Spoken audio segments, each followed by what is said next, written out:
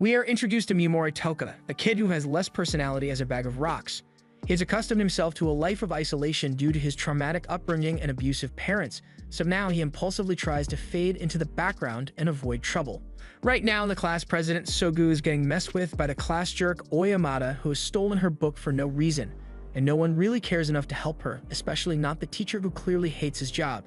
Since no one is stepping up to save Sogu, Mimori decides to take action for once and gets up from his seat to ask Oyamada to return Sogu's book. Oyamada is surprised that a nobody like Mimori would dare stand up to him. However, just as he is about to start messing with Mimori as well, the class Chad Takutu speaks up and tells Oyamada to quiet down. Oyamada tries to appeal to Takutu and says he wants to teach Mimori his place as a background character, but Takutu doesn't intend to let that happen. To be clear, he doesn't care about Mimori at all, or Sogu for that matter. He just doesn't want Oyamada to cause any more trouble because it's annoying to listen to.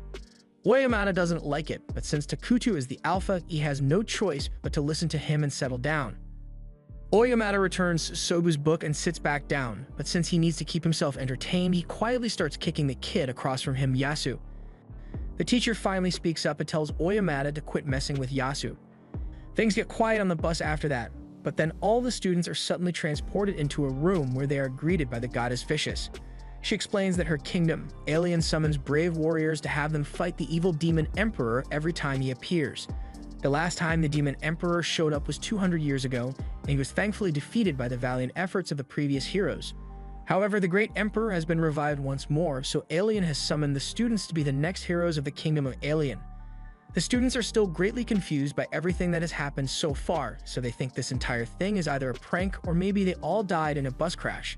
The teacher gets everyone's attention and tells them that he's not sure what's going on either, but for now, they should all just listen to Vicious. Vicious thanks him, thinking he understands what she has been saying, but in reality, he is just blinded by Booba. Perverted teacher aside, Mimori takes a moment to assess the situation. This building doesn't seem like anything he has ever seen before. There's a goddess standing in front of him, and he doesn't feel like he's in a dream, so there's only one conclusion to be made. They have actually been summoned to another world. Takutu clarifies that the goddess wants them to defeat this so-called demon emperor, but he wants to know what happens if they refuse to cooperate. The goddess tells them that she unfortunately does not have the power to send them home if they don't want to become Alien's heroes, but there is still a way for them to go back to Earth. It involves a reverse summoning ritual which requires an evil element, and the only way to acquire this evil element is to get it from the heart of the demon emperor, or to absorb the element as it is released upon the death of the demon emperor. Oyamada still doesn't see a reason why any of them should put their lives on the line to fight this demon emperor when Vicious essentially kidnapped them. So Vicious does the only thing she can and begs them to reconsider being this world's saviors. Sobu speaks up to introduces herself as the class president, and even if Vicious refers to them as saviors, they are still just high school students, so they wouldn't be of much use if they were sent into war. Vicious tells her that there's no need to worry about that since they have been bestowed with powers that no other human being in this world has. They all find this hard to believe, so Vicious decides to give them a little demonstration to prove that special abilities truly exist. She calls for a prisoner to be brought out, and then a demonic beast which proceeds to eat the prisoner. And after the demon has mercilessly mauled the prisoner, Vicious casts a fireball to incinerate it. That should have sufficiently traumatized the students so they can accept that they are in a new world. And now that they've come to believe what she has been saying, Vicious directs their attention to a crystal ball which will be used to evaluate their abilities. One by one, the students step up to have their abilities evaluated, and they all seem to have decent aptitude. Notably, when Oyamada goes up to the crystal ball, it glows a brilliant red color, meaning he is incredibly powerful by this world's standards. Next up is Takuto, and when he puts his hand on the crystal, it completely shatters. Everyone is shocked and confused by what's just happened, so the goddess explains this means Takuto is S rank. S rank is the top of the line when it comes to power and leaves above everyone else, so having a single S rank hero is already really lucky. But as the aptitude test continues, it is revealed that Sogu is also S rank as she shatters the backup orb they brought in. And it doesn't end there either, as there is a third S rank hero who shatters the second backup orb in storage. Vicious is in disbelief at how wonderful the hero roster is turning out to be, so she asks who the next person is going to be. And that person turns out to be Mimori. He puts his hand on the crystal, and it begins to glow purple, but the light emanating from the orb is much weaker than it was with the others, so he asks Vicious what his rank is. However, she completely ignores him and asks for the next person to come up. Mimori is used to getting ignored, so he just rolls with it and moves on, But then he notices that the last person to be examined was Yusa, and the orb shows a dark mass in the center, which means he is the dark hero of the group. And as far as their records show, the dark hero is often far more powerful than any other heroes in the group. So essentially, everyone needs to be careful because the quiet kid just got his gun. After that, the goddess gave everyone instructions on how to check their statuses, and when Miyamori takes a look at his stats, he realizes that his stats kinda suck. The goddess created this window so that the heroes could get accurate information about their abilities wherever they want, so Miyamori looks a little closer and notices something called an inherent skill. Inherent skills are skills that are unique to any given hero, and they can typically be used immediately, but some may need to be awakened at a higher level. But that's enough explanations for now, as Vicious tells everyone that they will now be performing a very necessary ritual for their success. She calls Miyamori forward and explains that he is E rank, and as the record books show, the lowest ranked heroes always did nothing but slow down the more powerful ones, therefore she's making the executive decision to dispose of him. However, killing a hero just for being weak would be too morally ambiguous for her, so she decided to give Miyamori a chance to earn his life back. Instead of outright killing him, she will send him to some ruins, and if he manages to survive, then he can live as he pleases in the world. Miyamori asks if these ruins are dangerous, and Vicious answers that of course the ruins are dangerous, it wouldn't be much of an execution grounds if it were safe. Miyamori tries to talk his way out of this and says he has an inherent skill of abnormal status endowment, so that must be useful to the team somehow, but to his dismay, the goddess tells him that abnormal status spells and skills in this world are totally useless, since they almost never actually work as intended, and even when they do work, they aren't very useful anyway. Miyamori tries to appeal to the goddess's morality and says she can't just dispose of him when she is the one who summoned him here without his consent, but her name is literally Vicious, so I don't think she cares. As Miyamori is trying to come to terms with his fate, Yasu touches his shoulder, and Miyamori thinks Yasu is going to stand up for him since he used to help him out back when he was getting bullied on Earth. However, now that he has power, Yasu has turned into just as much of a jerk as the others, so he mocks Miyamori for being weak and condemns him to his terrible fate. By now, Miyamori has realized that no one cares about him being disposed of here, and all the other students just want him gone. So he stands to accept his fate as Vicious throws him a magic bag as a consolation gift. However, there's at least one person there who knows this isn't right, as Sobu steps up and asks Vicious to reconsider the disposal of Miyamori. However, Vicious is dead set on disposing of Miyamori, so she just knocks Sogu out so she can't complain about it. Miyamori can't stand the cruelty and mockery any longer, so he attempts to use his abnormal status effect skill to paralyze the goddess. But unfortunately, as a goddess, she always has an anti-abnormal status shield which she hasn't used since the Heian era. She mocks Miyamori for failing his attack, and without further delay, she wants everyone to witness as this loser is teleported to his doom. Just then, Takudu fires off a blast, which leaves a huge hole in the wall. But as the goddess looks over to him, he clarifies that he isn't trying to save Miyamori or anything. He just wanted to test out his powers and didn't realize it would do that much damage. Some of Miyamori's classmates derive joy in watching him be disposed of, while others remain indifferent, and the one person who supported him was knocked out. So as he is about to be teleported, Miyamori gives up on his background character act and gives Vicious the middle finger, vowing to make her regret this someday. Miyamori wakes up in the abandoned ruins and tries to open his status screen, but his system tells him that he is unable to do so because of the low level of light in the area. That's when he remembers the bag he got, so after pouring a little mana into it, it generates enough light for him to see again. However, as he is walking around, he stumbles across a human skeleton on the ground, and whatever killed the skeleton is still in the ruins, so Miyamori is on edge now. He ends up tripping over some rocks, and it's a good thing he did because that allowed him to narrowly evade a sneak attack from a terrifying monster. He has no time to think or worry about where he's running to because if he stops for even a moment, he will be killed. As he continues to run, Miyamori ends up tripping over a rock, and as the monster closes in on him, the emotion he is feeling isn't fear, but rather frustration. Frustration at the fact that he was abandoned by all those jerks and is doomed to die because of it.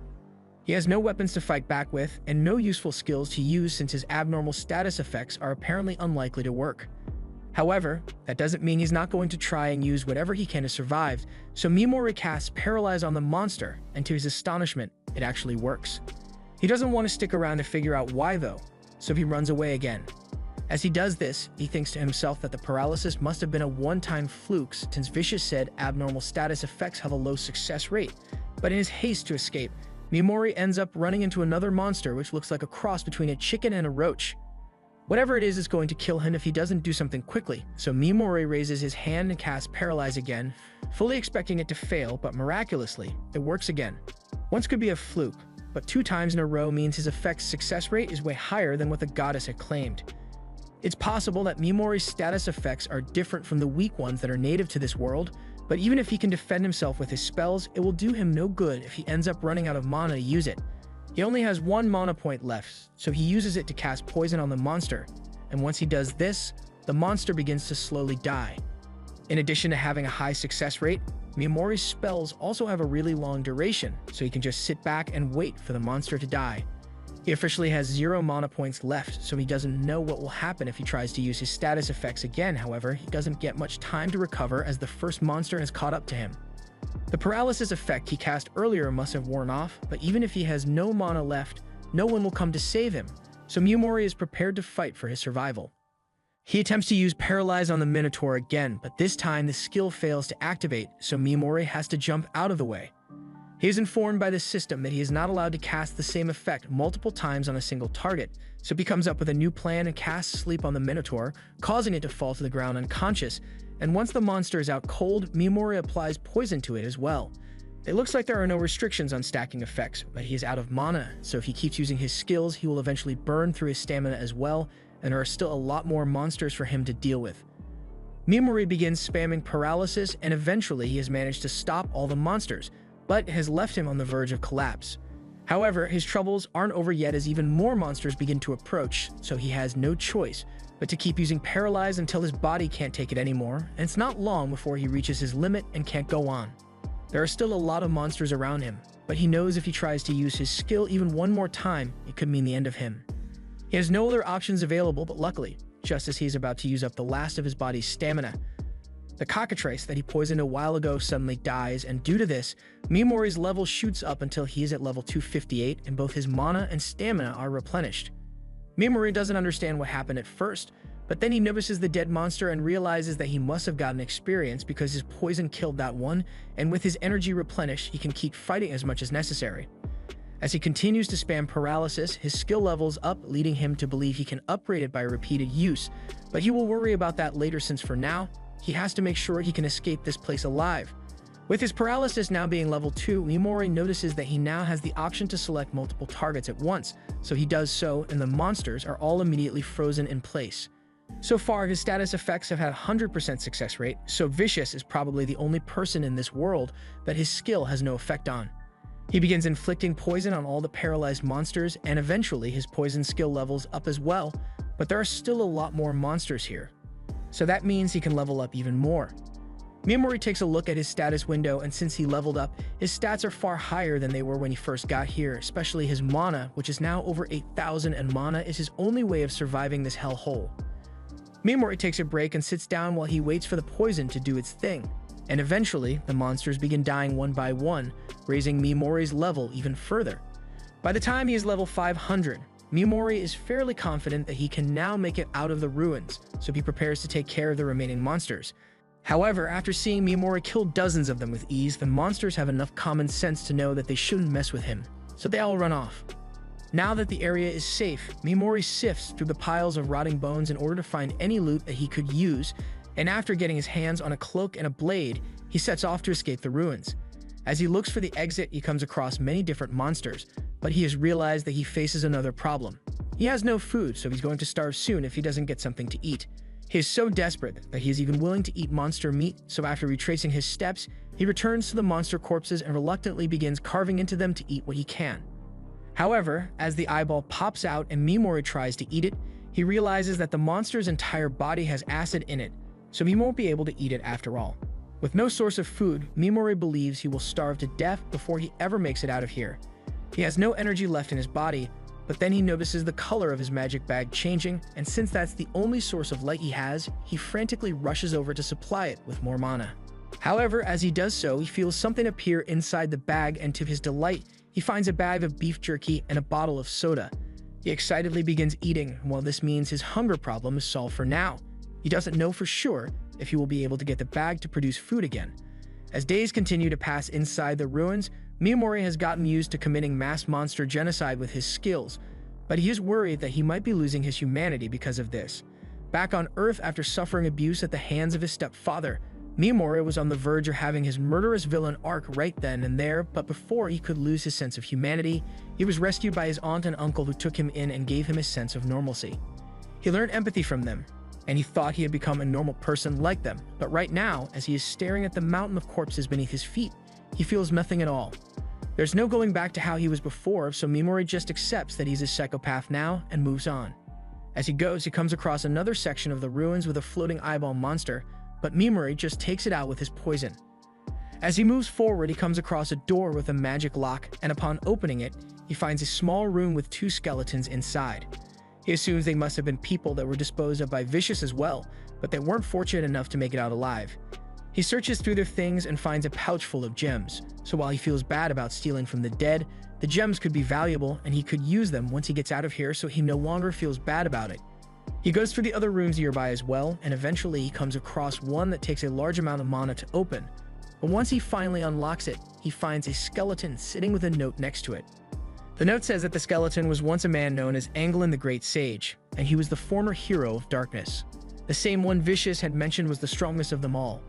According to Anglin's note, Vicious sent him here by force after she no longer has a need for him as a hero, and while he was powerful enough to make it this far, he clearly couldn't escape, so he left a message to help the next person who could manage to make it this far.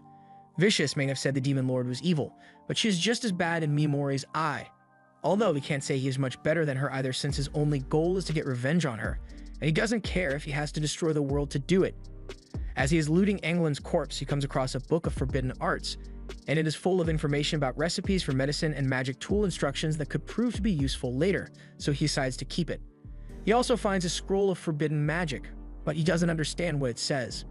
However, if a great sage like Anglin went through all the trouble of keeping it hidden with him up until his final moments, then it must be really powerful, and it may even be strong enough for Mimori to eventually defeat the goddess if he is ever able to decipher it. Mimori is just about ready to leave, but before he goes, he steals Anglin's cloak because it's cooler than his old one, and takes a look at Anglin's book again. But this time he sees a bloody warning telling him to beware of the Soul Eater. And the ominous warning has Mimori wondering if the Soul Eater is the one who killed Anglin. Mimori continues making his way through the ruins until he comes across a door that he thinks will lead to the surface. However, if this is truly the final door, then that must mean the Soul Eater Anglin was talking about is here as well. Mimori remains cautious of his surroundings and takes a look at his stats to make sure he is prepared for this. He did all he could to ensure he leveled up as much as possible before he got here, so he can only hope that his skills are enough to defeat it. Mimori eventually finds a creepy face and he is certain that this must be the Soul Eater, so he immediately attempted to use Paralyze on it. But the second he steps out of cover, the Soul Eater fires a laser into his hand. This is the first time anything has managed to stop him from using his skill, and Mimori has to kill it since the only way out is to use the gem on its forehead. To activate his skill, he needs to say it out loud and be within a certain distance, but none of that matters if the Soul Eater can attack him before he finishes casting the spell. While Mimori is still thinking about what to do, the Soul Eater breaks out of the wall to go after him, so he really has no choice but to fight now. Meanwhile, outside the ruins, a girl is trying to escape from her pursuers and decides to hide nearby, not knowing that a fierce battle is taking place inside. As the Soul Eater slowly approaches Mimori, he wonders why it hasn't fired its lasers at him yet, but he soon finds out why as the Soul Eater spits up some purple gunk, which takes the form of humans. These are the souls of the people the Soul Eater has killed, and they are being forced to attack Mimori, so he is forced to paralyze them. However, he can't bring himself to use poison because they are still human, even if they become gross globs of paste. The Soul Eater enjoys watching as Mimori struggles because he can't attack the souls for moral reasons, and he can't attack the Soul Eater either because it would react too fast. Mimori begins breaking down and crying a lot because he says he doesn't want to hurt other people, and he's losing aura by the minute with his constant crying. But as the Soul Eater is reveling in Mimori's tears, he reveals that it was all an act as he paralyzes the Soul Eater. He knew he could never land a successful paralyze on the Soul Eater unless he managed to get it to lower its guard, so he pretended to be in the middle of a mental crisis just so the Soul Eater wouldn't suspect anything. And now that the Soul Eater is paralyzed, Mimori doesn't really care what happens to the souls if he kills the Soul Eater, and even though he spent so much time trying to become a harmless, law-abiding citizen, all he cares about are facts. Those soul puppets were trying to kill him, so they could be babies for all he cares. He's still going to poison them anyway. The Soul Eater struggles to move out of frustration that it lost to Mimori. and this lets Mimori know that powerful monsters can try to overcome his paralysis, but it does additional damage to their bodies. That's interesting and all, but he doesn't want to waste any more time here, so he casts poison on the Soul Eater and destroys it once and for all. Upon doing so, the souls that the Soul Eater consumed are released, and they all appear in front of Mimori to thank him for freeing them. They've been rooting for him as he tried to survive the ruins, and none of them really mind the fact that he looted their bodies either. Mimori is then approached by Anglin, and he has only one thing to say. He wants Mimori to take down the goddess and avenge them all. The souls of the dead pass on after that, and while Mimori normally wouldn't accept a request without some sort of compensation, he was already planning on taking her down anyway. And now that the final monster has been defeated, Mimori can open the door and begin his quest for revenge on the surface. Meanwhile, Mimori's classmates are all busy hunting to level up, and while Oyamada is busy chasing down a wolf, Takutu easily annihilates the monster with his Dragonic Burst, putting him at level 18. And Yasu is just having a blast with his powers over here. Meanwhile, on the other side of the forest, this girl is having a hard time coming to terms with the situation, but all of a sudden, she is approached by Asagi, who warns Kobato that she can't be spacing out like that, otherwise she'll end up getting herself killed. The reason she came over is because she wanted to discuss something with her, so she begins talking about how sooner or later the class is going to split into factions. There are a lot of powerful douchebags in the class, including her, so there's no way they'll keep getting along for much longer. That's why when the class eventually divides, she wants Kobato to join her faction. Besides, it's not like Kobato has many other options considering she's D rank. There's no way she'll be accepted into Takutu's S rank group while being D rank. The Takao sisters only ever team up with each other, and Sugu's probably going to end up dead before long. Kobato was shocked to hear that, but Asagi continues by saying Kobato needs to think long and hard about her future since she may end up with nowhere to go. And while Asagi probably won't need her help much since she's B rank, she happens to be an Oppai enthusiast, and she's particularly fond of Kobato for that reason. Now that Kobato is on board with joining the group, Asagi calls for the other girls to bring over the monster they captured. She knows Kobato hasn't been able to complete the assignment the goddess gave them, so she prepared things to make it easier for her. Now all she needs to do is kill the defenseless monster, and Asagi urges her to do it unless she wants to end up getting disposed of like Mimori. Kobato doesn't want to do it, but she knows she has no choice, so she sucks up her morals and slays the monster. Asagi praises Kobato for doing a good job and says she is officially part of the group, but Kobato is still struggling to accept what she just did. Elsewhere, Sogu has just woken up from her coma, and the pain in her stomach reminds her of what must have happened to Mimori after the goddess gut punched her, and she feels really guilty for not being able to stop it. Sogu goes on to complain to Vicious, and Vicious is really trying to play the part of a caring goddess with all the fake tears, but she says the disposal of the weak is the policy of the Alien Kingdom, so there's nothing she can do about it. Vicious also informs Sogu that she doesn't have much time to wallow in sadness over it either, since while she was knocked out, her classmates headed out to the forest to see if they were able to kill monsters or not, and many of them ended up failing the requirements of the test, thus were disposed of. Sogu asks if Vicious intends to kill off any heroes who she deems to be weak, but Vicious claims it's Alion's policy, so it's not her fault even though she's a literal goddess. Sogu sees how things are going, so she wants to make it clear to Vicious that she doesn't approve of how things are being handled. Vicious doesn't see what the problem is since it's common sense that all the worthless people should be disposed of, so Sogu asks Vicious if she is a valuable hero since she is S-class. Vicious answers that Sogu is indeed very valuable, so Sogu proposes a deal. She will go above and beyond as an S-rank hero to make up for the weaknesses of the people who failed, so she asks that Vicious stop the disposal plan. Vicious says she can agree to those terms, so she extends her hand to make it official. She also wants to apologize for punching Sogu in the stomach, but she still thinks she was justified in doing so since Sogu was acting hysterical over the situation. Sogu clearly isn't fooled by Vicious's nice act, but she's got no other choice at the moment, so she agrees to shake her hand. But as she leaves, she notes that Vicious's hands were ice cold, just like her heart probably. Meanwhile, in the dark forest, a girl is trying to escape her pursuers, and she had thought she lost them. They are way too good at tracking. Based on nothing more than a broken leaf, the sword god, Bladen is able to tell exactly where the Princess Knight ran off to. She may be able to conceal herself, but if she keeps making rookie mistakes like these, the Holy Watchers are sure to catch up to her sooner or later.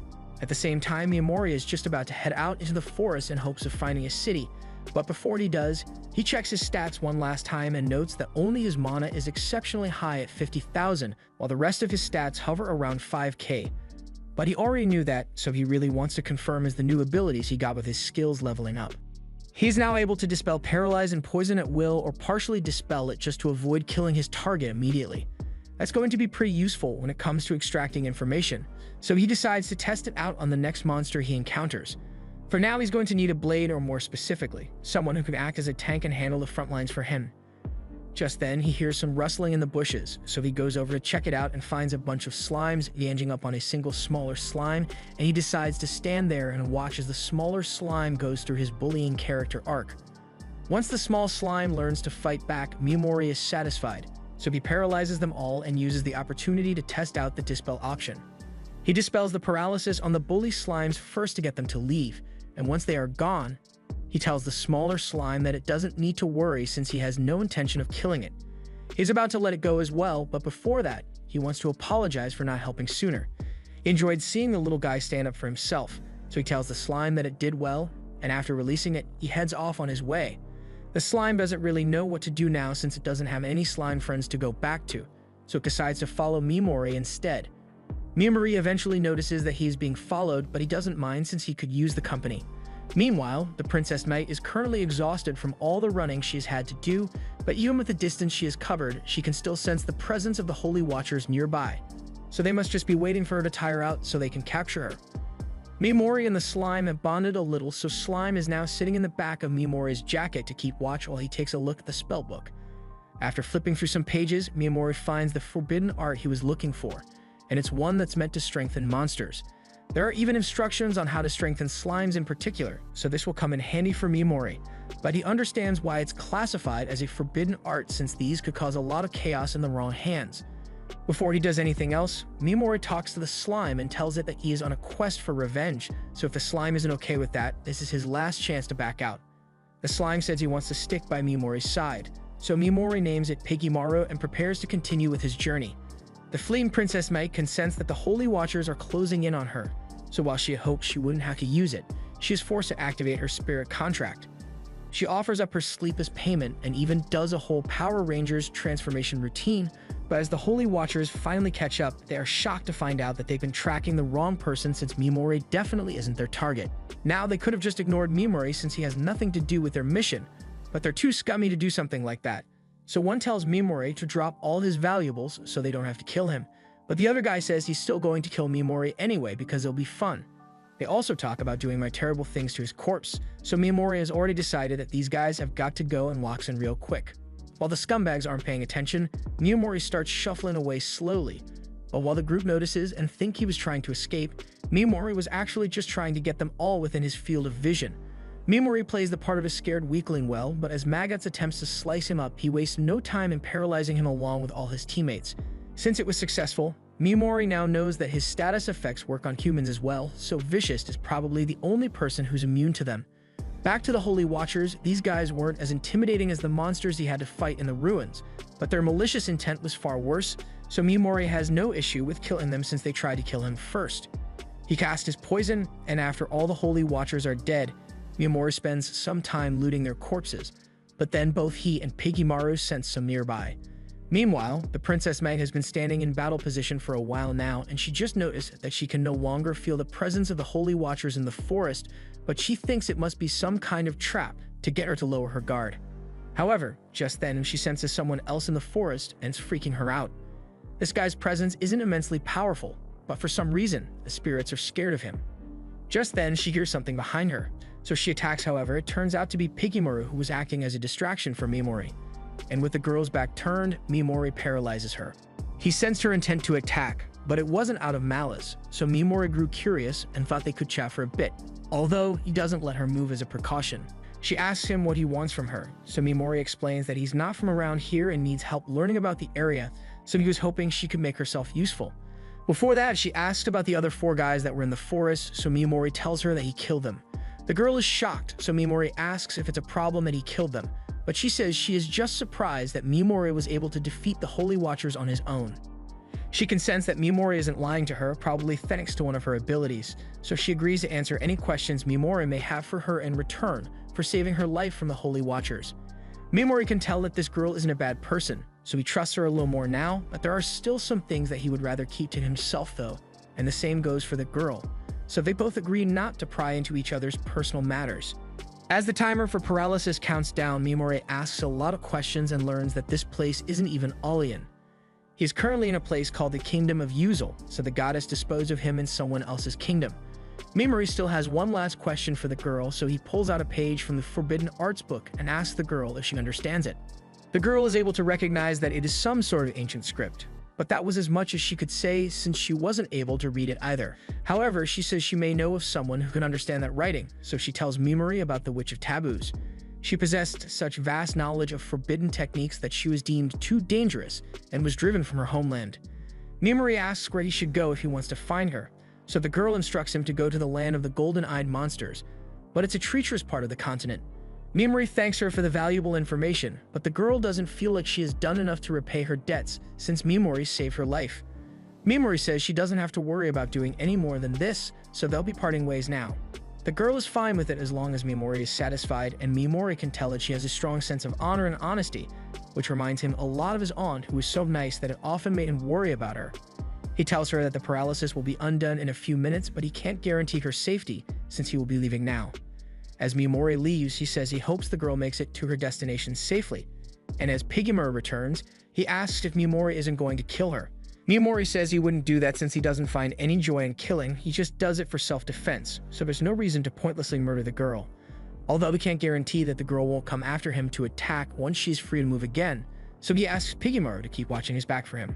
Mimori soon makes it to the town, and he is stopped at the front gate by a guard who is in charge of performing security checks. She assumes Mimori must be a traveling mercenary who came here to conquer the mill's ruins.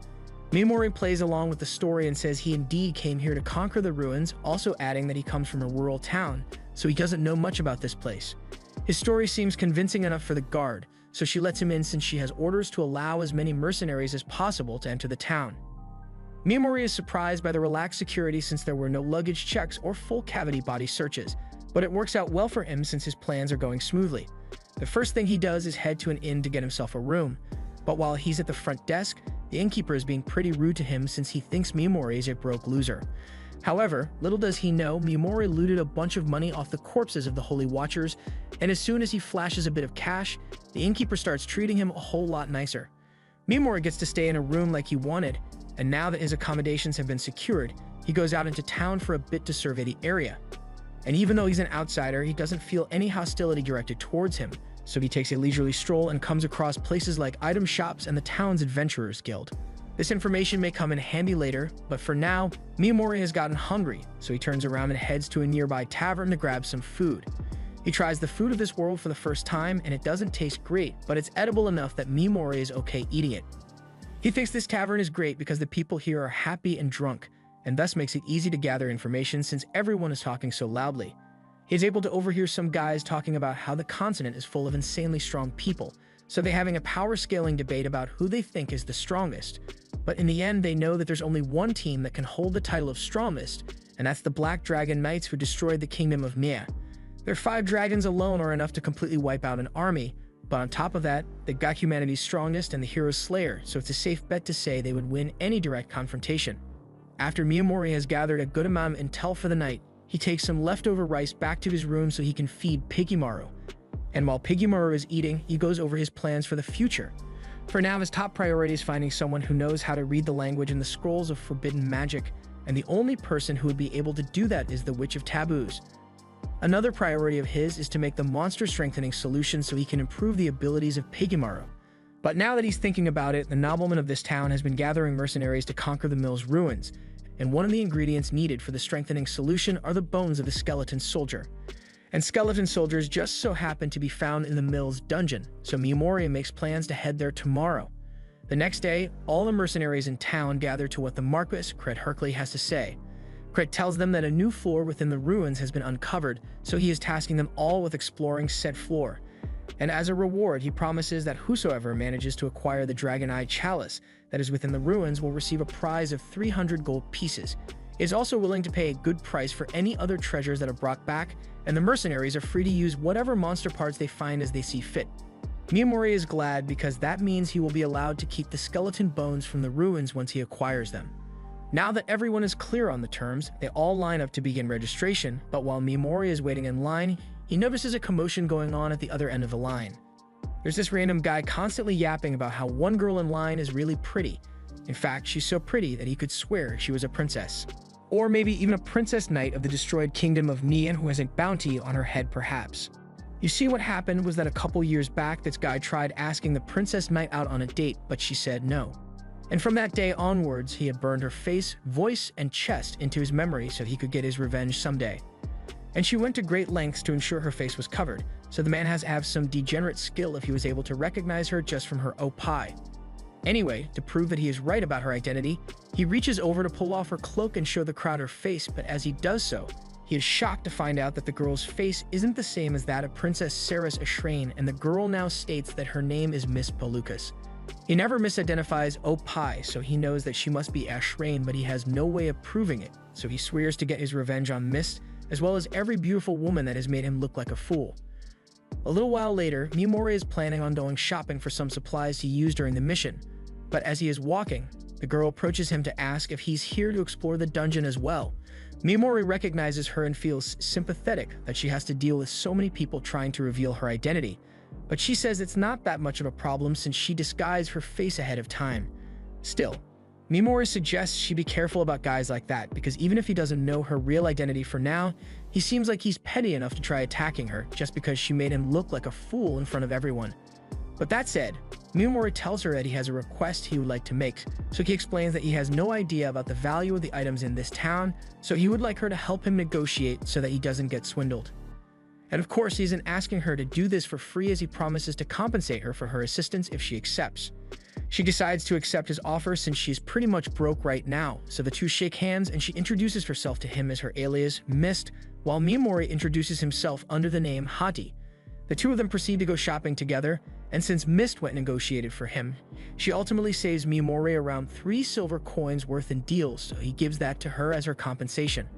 She is surprised to receive this much money just for shopping with him, but Mimori believes is a fair reward for the help she offered him, so she accepts the payment and is about to leave. But as she attempts to walk away, she ends up collapsing to the ground. Mimori asks her if she is alright and she says she's okay, but she hasn't been able to sleep well for the past few days, so she's a little tired.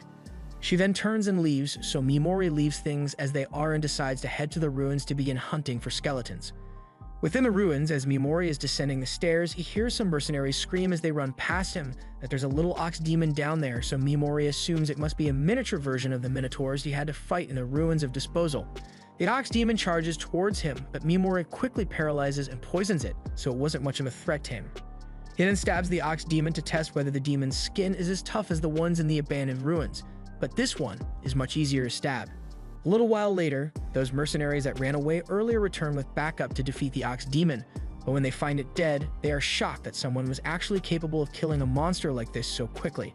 Mimori heads deeper into the ruins, but despite the place crawling with monsters, he isn't feeling very threatened by any of them since they are easy to kill.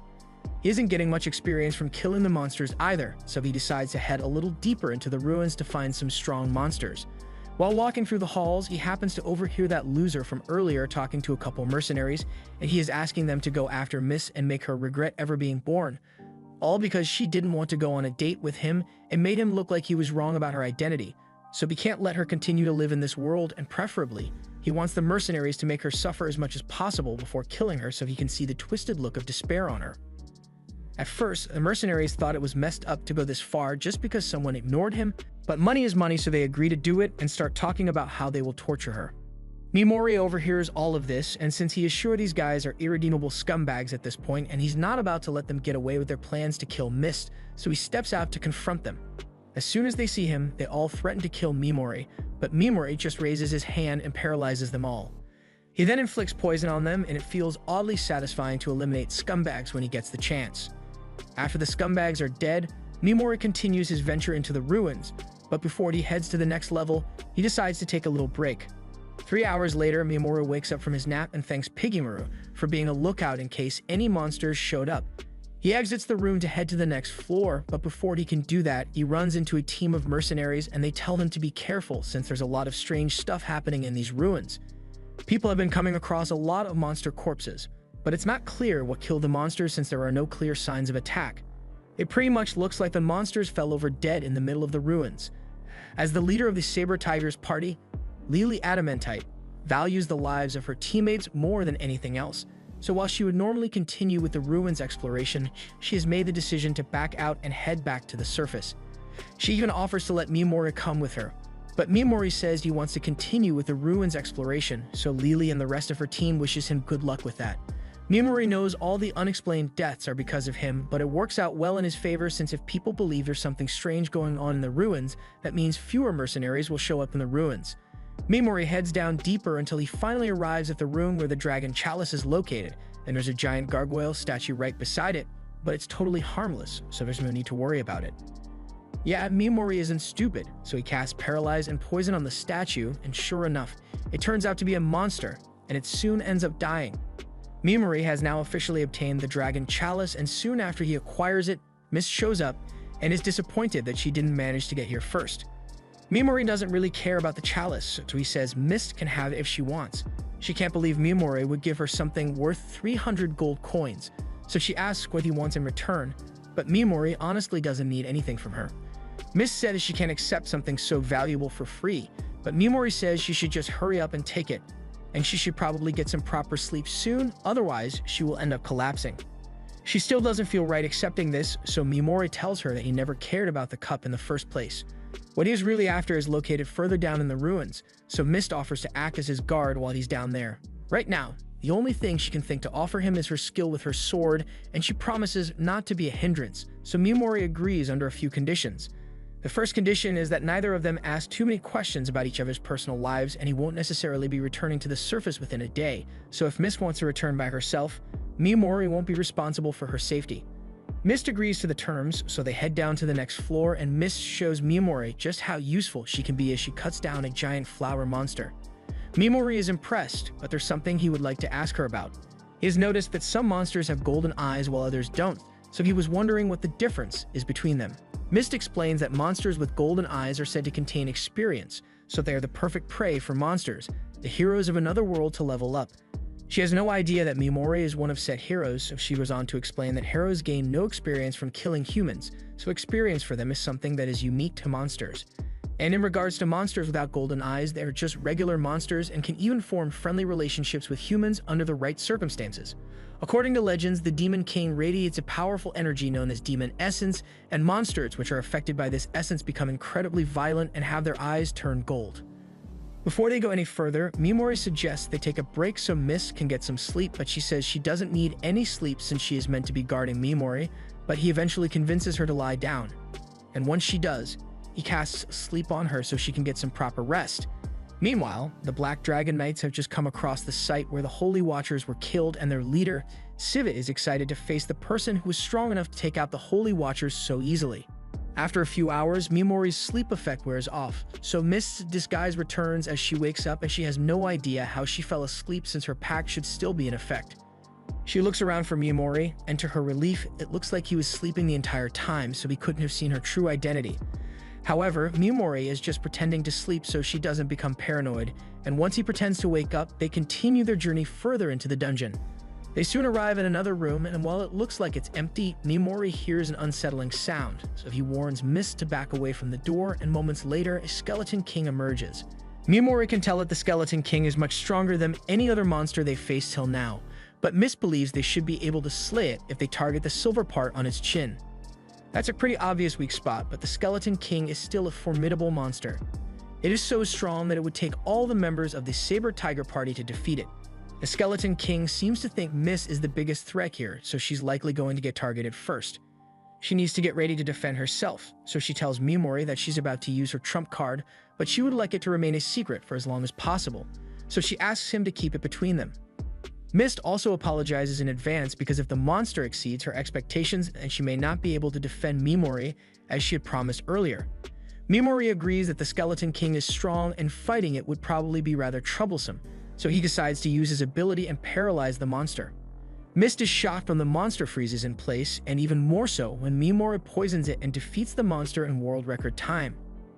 Now that it has been defeated, Mimori begins collecting the bones from the Skeleton King and confirms that these are the ones the recipe requires. He says they can head back to the surface now, but he can tell that Mist has dozens of questions to ask him, so he says he will give her some answers as long as the questions aren't too invasive.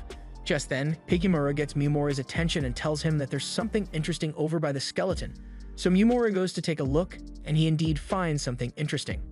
It's a magic cloth with an egg wrapped inside it. And while he has no idea what to do with it, he decides to take it with him regardless.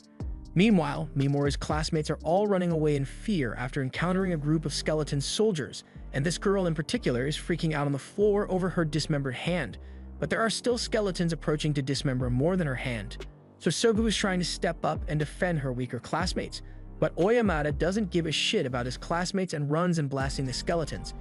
And so does Takutu, although he nearly kills his classmates as well, but why would he care about them? He just hit level 24, so he is too busy patting himself on the back for a job well done.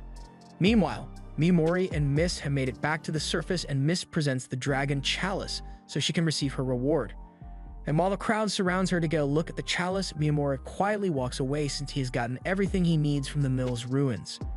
After a while, Mist catches up to Mimori and tells him that an award ceremony is going to be held tomorrow where she will be awarded her prize money, so she's still going to need to stay in town till then.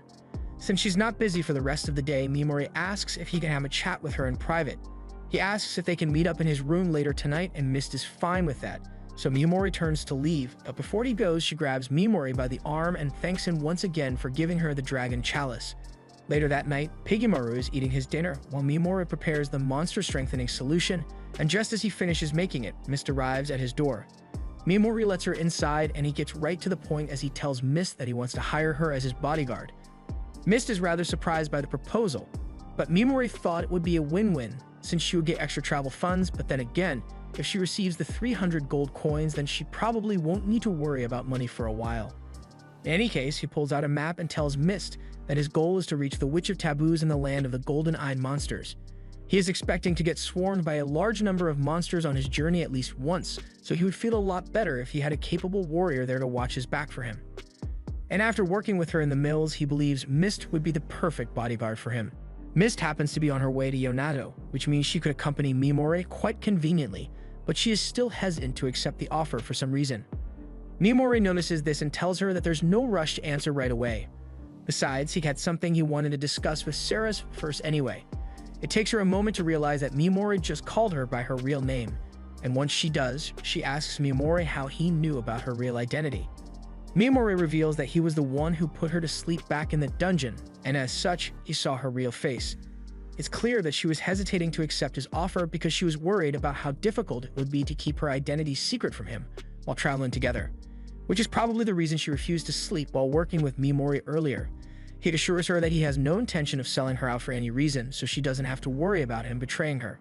Ceres reveals that she uses the power of spirits to conceal her identity, but in exchange, she has to forego her desire to sleep. That's why she returns to normal when she goes to sleep, and it's also the reason why the Holy Watchers were chasing her back in the forest, since they managed to spot her while she was asleep and didn't have her disguise. She begins to undo her disguise as she tells Mimori that she is grateful for him killing the Holy Watchers, since she has a lot less to worry about now. Mimori asks if the fact that she removed her disguise around him means that she trusts him now, and Ceres confirms that she believes he is a trustworthy person. She officially agrees to act as Mimori's bodyguard, and the two shake hands to mark their new partnership. Mimori reaches into his bag and pulls out a blue gem to give to Ceres as her payment, but Ceres is stunned as he hands it to her because this thing is an authentic blue dragon gem. Mimori doesn't know what the big deal is since it's just one of the gems he looted in the abandoned ruins, so Ceres explains that gems like this are incredibly rare and are even worth way more than the dragon chalice. Mimori doesn't really care that the gem is valuable, so he tells Ceres she can still keep the gem anyway. Ceres doesn't want to accept it because it is worth way too much, but Mimori has a whole bag full of them, so he insists that she keep the gem. Ceres finally relents and agrees to accept the gem as payment, but before they go their separate ways for today, Mimori says they should still call each other by their aliases to protect their identities when they are out in public. Ceres agrees to this, and since they will be working together for a while, she thinks she should inform Mimori of the reason why she is on the run. However, Mimori tells her he doesn't need to know as he has no interest in prying into her past unnecessarily, nor does he want her to feel pressure into telling him anything. The next day, Mimori and Ceres are having breakfast together, and Mimori takes the opportunity to ask her if she happens to know anything about forbidden magic. Ceres tells him that it is magic that has been prohibited by Vicious, but they are generally understood to be specific ancient spells. The only reason the spells are forbidden is because Vicious said so and the people don't like questioning her. If Vicious went through the trouble to personally outlaw the forbidden spells, then it is very likely that she did so because the spells could be dangerous to her. Unfortunately, Ceres doesn't have any more information on the forbidden spells, but Mimori says she has given him a good amount of info, so he's thankful. After breakfast, Ceres says she needs to go to the award ceremony so she can get her prize, so she will meet back up with Mimori in the afternoon, and after going their separate ways, Mimori decides to head into the forest and test out that monster-strengthening potion he made. Meanwhile, at the reception for Ceres, an illusionist was hired to make sure the dragon chalice was the real thing, and this wouldn't be an issue normally, but Ceres has a bad feeling about this since she's using illusion magic to hide her identity. Hours go by and Ceres still hasn't returned like she had said she would, so Mimori is starting to get rather worried. Meanwhile, Vicious is having a meeting with Sogu over the recent ruin expedition to the ruins that the class took, and Sogu asks if Vicious can take care of Sakura, since she got her hand cut off. Vicious agrees to heal the girl, but she makes it clear that she's only doing it because Sakura is B rank. Otherwise, if she were something like D rank, then health insurance wouldn't be available for her. By the way, Vicious asks Sogu if she has considered joining Takuju's team, but Sogu can't imagine herself getting along with Takuju when he cares so little about the lives around him. Vicious calls Sogu's decision selfish, so Sogu starts trying to explain herself, but Vicious tells her she isn't obligated to justify herself, although she wants to know if Sogu is still committed to saving this world since she isn't putting in as much effort as an S-rank adventurer should. Sogu asserts that she is fulfilling her duties as an S-rank in her own way, so Vicious agrees to let her do as she pleases, but she also says that Sogu will be tasked with taking care of those who couldn't pass the trials. Vicious wants her to train them, but Sogu is against the idea since the original deal was that she would fight on behalf of the weak ones. Vicious claims that a royal decree ordered her to dispose of all heroes who aren't capable of fighting. So Vicious wants Sogu to train them so they can learn to kill monsters, and of course, if Sogu refuses, Vicious will immediately dispose of her weak classmates, so Sogu doesn't really have much of a choice here. She is forced to agree to Vicious's terms, and as she is leaving, Vicious points out that if any of her classmates become a hindrance to her, she may have to deal with them herself, but of course it's not like she wants to get rid of them or anything. Back to Mimori, more time has passed and Ceres still isn't back yet, so either she ditched him or something happened to her. And considering how honest she has been thus far, the only possibility is that she got abducted. She has no reason to even want to lie to Mimori in the first place because we gain nothing from doing so. As Mimori is on his way to go looking for Ceres, he hears two guys talking about how Ceres' identity was revealed during the banquet, and she was forced to flee into the forest to escape, but Mibbles is organizing a hunting party to go after her. And this hunting party consists of the Black Dragon Knights. As the knights chase after Ceres, she attempts to transform using her spirit regalia, but her spirit of light got disoriented when her disguise was destroyed, so she won't be able to transform for now and has to fight in base form. She manages to take out a couple of the lower-ranked knights, but it was really difficult for her, so she fears what might happen if one of the higher-ranking members were to attack her now. Just then, she notices an arrow being fired at her from behind, but she can tell that it is just a distraction, so she quickly rushes to face her real opponent, the Dragon Knight's vice captain. He is a much tougher foe than the rest of them, so she struggles to defend herself and she unfortunately loses her footing, so the vice captain disarms her as she falls to the ground and gets on top of her. He is about to do unspeakable things, but before he actually does anything, Mimori arrives and paralyzes him. Ceres is shocked to see Mimori here, but she knows she is safe now, so she climbs out from under the vice captain and Mimori gives him a non-lethal dose of poison for good measure. Ceres asks Mimori why he came looking for her, but before their conversation goes any further, Mimori puts the vice captain to sleep so he can't overhear them. Ceres warns Mimori that if he stays with her, then he will be pursued by the Black Dragon Knights as well, so she's willing to return the gem he gave her and nullify their contract so that she doesn't cause him any trouble. Mimori tells her that won't be necessary because for one, he has a lot of those gems, so the money isn't an issue for him, but more importantly, he isn't going to find another bodyguard whom he can trust like Ceres, so he's going to stick with her. And right now, he needs Ceres to take off her clothes. After an awkward pause, Mimori clarifies that he is only saying this because the people in town already saw her in the clothes she's wearing now, so she would be easily recognized if she doesn't get changed soon. Ceres is relieved to hear that, and Mimori tells her that he also has a proposal to make to her. He says she can try negotiating with the Witch of Taboos to have her shelter Ceres for the time being. No one has ever managed to figure out where the witch lives yet, so it should be a safe place for Ceres to hide. And Mimori is heading there anyway, so he and Ceres can keep their original agreement for her to be his bodyguard. Ceres is grateful that Mimori is looking out for her, but she wonders why he is going so far to help her when they barely know one another. It may seem strange to her, but he explains that Ceres reminds him of someone very precious to him, so if he were to abandon her here, it would feel like he had abandoned his aunt, and he can't do that. Ceres once again thanks Mimori for being so kind to her, and now that they've settled their agreement, Mimori goes over to the vice captain and partially dispels the paralysis to allow him to speak. The vice captain immediately begins threatening Mimori for daring to oppose a member of the Dragon Knights, but Mimori isn't fazed and gives him an ultimatum. He can tell him what the Dragon Knights are planning, and if he does, Mimori will show mercy to him. Otherwise, he's going to die a slow and painful death. The man tries to act cool and confident, but he ultimately agrees to tell Mimori and Ceres what they want to know, but before he can spill the beans, his brains get spilled all over the floor by a sword from the sky. Mimori and Ceres turn around to get a look at the attacker, and to his horror, not only is the attacker out of range, but it's actually Sivit. He has many names across this world, but he is most commonly referred to by the title of humanity's strongest. Sivit and his 5 dragon riders are all here aside from the one whose brains are all over the floor though. Orban asks Sivit if it was really necessary to kill him, but Sivit doesn't really care about casualties as long as the mission is complete.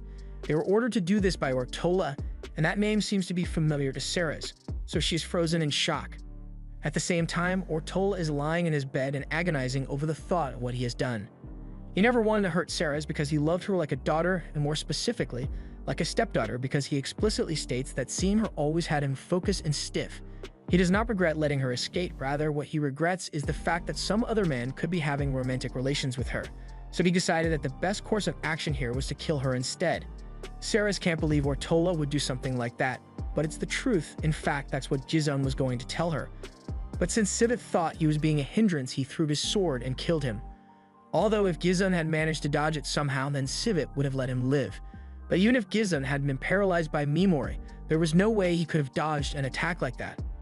The Dragon Riders ask what they should do with Ceres now, and according to the orders Ortola gave him, he wants Ceres to be killed and her dead body to be brought back to him intact, at which point necrophilia is on the table for him. Ceres still can't believe that Ortola would order something like this, but Sivit tells her that he is willing to give her the chance to earn her life back. He is obsessed with finding strong opponents, so if Ceres can beat him in a duel, then he will let her go free. He has been eager to test out the famous spirit regalia of hers, which is why he was so motivated to catch up to her. But right now, he's a lot more interested in Mimori than in Ceres. Mimori is sweating bullets because he is at risk of being killed at any moment, and Sivit and his team are all still slightly out of range for his ability, so his options for counterattack are limited. But even with this dire situation, Mimori still has a smile on his face as he takes a gamble.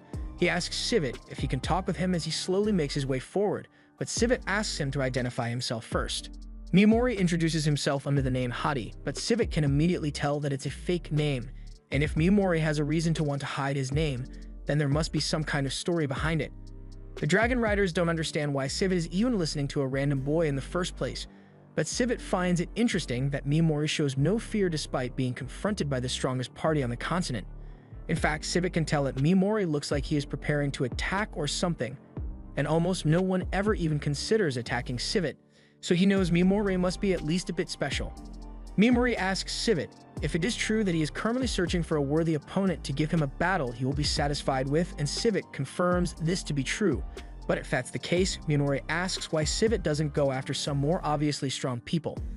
For example, the goddess Vicious and the heroes. Sivit explains that he has a non-aggression pact with Vicious, so he can't fight her, but he still has hope in the heroes who had been summoned by Vicious, since he had heard the story of how heroes start out weak, but over time build up an incredible amount of strength, so he is patiently waiting for the day when one of them becomes strong enough to challenge him. It would be great if they have power necessary to kill him too, since Sivit has been bored with life recently, with how he is always the best at everything. Out of courtesy for Mimori, Sivit even offers to kill Ceres painlessly and have her head delivered to the current princess of Nia. Ceres asks why he would need to do that, so Sivit informs her that her escape led to Alayam becoming hostile to this kingdom, and recently, they even invaded because the goddess demanded that Ceres be handed over to her, but Emperor Ortola refused. It's at this point that Mimori speaks up and makes an interesting proposal to Sivit. He says that if Sivit is truly looking for an opponent that is capable of killing him, then Mimori can become that opponent for him. Earlier, Sivit mentioned that he has high hopes that the summoned heroes will become strong enough to defeat him, So Mimori reveals that he is in fact one of these summoned heroes. Civet is able to detect whether someone is lying or not, so he can tell that Mimori is telling the truth. He asks what he is doing all the way out here if he is a hero. So Mimori says that he holds a very unique position among his fellow heroes, so he was allowed to act independently by Vicious herself. Now this technically isn't a lie since Mimori is the only E rank, so he definitely is in a unique position, and Vicious did say that he will be allowed to do whatever he wants if he manages to survive the abandoned ruins, so that was basically her giving permission for him to act independently. Since everything Mimori said is technically true, Civet's lie detection leads him to believe that Mimori must be a truly promising hero for Vicious to give him special treatment, and that gets him excited, so he asks Mimori to state his proposal. Mimori says he would like to defer their fight, meaning he wants Civet to spare him until he can grow strong enough to give him the fight he has been dreaming of. Civet is amused, so he asks Mimori how he intends to do that, and Mimori informs him of his intentions to go to the land of the golden-eyed monsters to train, but he will definitely return to Vicious sooner or later, so Civet won't have to worry about Mimori going into hiding. Everything he has said so far has convinced Civet, so Civet agrees to spare Mimori's life so he can grow strong enough to be a worthy opponent. He tells Mimori that he can leave without having to worry about getting attacked. However, he still intends to kill Ceres. So Mimori speaks up again and tells Civet that he needs Ceres in order to get through the land of golden-eyed monsters. So Civet laughs and agrees to not harm Ceres either, and he won't let any of his subordinates touch her either until his duel with Mimori is over. Mimori is really proud of his acting skills right now because he actually managed to talk his way out of a direct fight with Civet, but as far as training so that he can have a rematch with Civet goes, Mimori's not stupid. Civet's back is turned, but he is still within range, so Mimori immediately seizes the opportunity to use Paralyze on Civet and all the other dragon riders. Mimori apologizes for betraying Civet's trust, but he's not kind enough to ignore a clear opening to attack, and Mimori's goal is to ultimately get revenge on the goddess, so he doesn't have time to be worrying about Civet and the others. Civet is enraged that he was betrayed, and his title of humanity's strongest isn't for nothing as he is managing to move even though he is under paralysis and poison, but he ultimately isn't able to overcome it. As one of the Dragon Knights is about to die, he sets off a signal to call in all the Dragon Knights that were on standby in the forest, and as Civet sees them, he warns them all that they need to stay out of Mimori's effective range, so they should attack from the sky. However, Mimori had already thought of a plan to deal with the problem of having a low range on his ability, which is why after giving Pigimuru the monster-strengthening potion, he is now able to link with him. It has a couple downsides since it takes a long time to get into this state, and it burns through his MP, but once complete, he can use his slime tendrils to greatly extend the effective range of his paralyzed skill and knocks the Dragon Knights to the ground. Using his skills so much earned Mimori a couple of new skills. He tests a few out on some of the knights, of which he learns that Berserk is a skill that causes someone to have violent urges, and Darkness is a skill that dulls one's senses and sends them into a world of pitch black. Before long, all the remaining Dragon Knights have been killed, and the only one left alive is Civet, who is still trying to fight off the effects, but he too dies shortly thereafter. Following this, Mimori thanks Ceres for staying by his side and guarding him while he was fighting the Dragon Knights, but she tells him not to mention it because it is the least she could do as his bodyguard. However, there's another threat Ceres wants to warn Mimori of. She tells him about someone called the Hero Slayer, who is an aggressive man who could have potentially rivaled Civet. But as it so happens, Mimori already off-screened the Hero Slayer, so there aren't really any more immediate threats to them. Meanwhile, back with the other heroes, Songu is getting a little worried since she hasn't awakened a special skill yet, but all of a sudden, a purple-haired girl arrives and tells them all that Vicious is busy, so she will be taking over as their training instructor. Oyamata gets in her face and asks why they should listen to her in the first place, but the girl almost instantly knocks him out, so she has proven that she is strong enough to be in charge and tells everyone to get ready because they are heading back to the capital. On Mimori's end, he has just finished telling Ceres about his backstory and how he wishes to get revenge on the goddess for what she did to him, and Ceres is willing to help him in any way she can. Mimori has already risked his life on multiple occasions to save her, so as long as she is able to be of use to him, she will be by his side.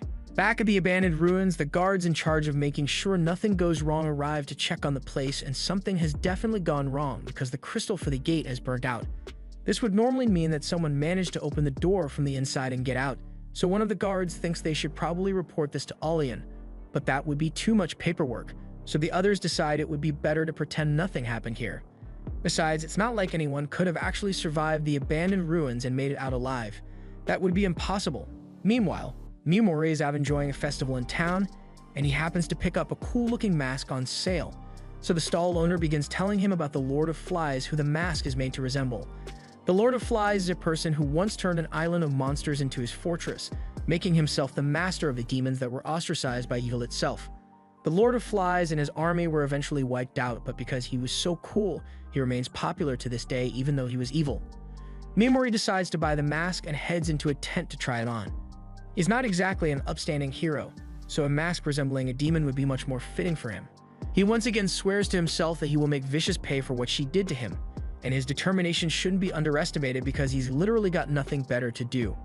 Over in the Magnar Kingdom, the news of the downfall of the 5 dragons has reached the Holy Alliance, and the King of Magnar finds it quite hard to believe that the man hailed as humanity's strongest warrior was defeated overnight. The King of Ulza tells him that he personally identified the corpses of the dragon riders, so there's no doubt that they are all dead.